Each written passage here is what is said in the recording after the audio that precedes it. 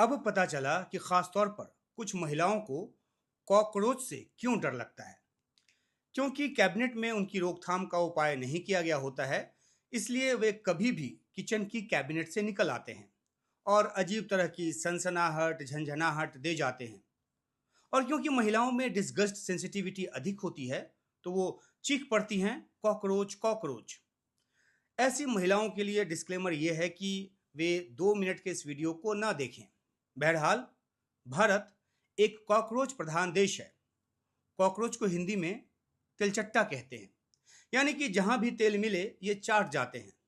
और अब क्योंकि तेल के कम इस्तेमाल की सलाह दी गई है, तो ये सोशल मीडिया पर बड़े बड़ों का दिमाग चाट रहे हैं और इसी वजह से उनको कुछ सुनना भी पड़ रहा है।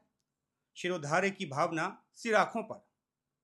वैसे देश में तमाम चुनावी वादों के बावजूद कॉकरोचों की दर में कोई कमी नहीं आ रही है। एक सरकारी आंकड़े के मुताबिक ही इस साल अप्रैल माह में देश में 15+ वाला कॉकरोच रेट जो है वो 5.2% रिकॉर्ड किया गया। शहरी कॉकरोच और ग्रामीण कॉकरोच की दरों में मामूली सा अंतर है। वैसे कॉकरोचों से जुड़े डाटा पर नहीं जाएंगे, क्योंकि देश में कॉकरोचों की अधिकता का जो डाटा है वो इससे ही समझ में आ जाता है कि उनके लिए हर महीने किचन में 5 किलो आटा रखना पड़ता है।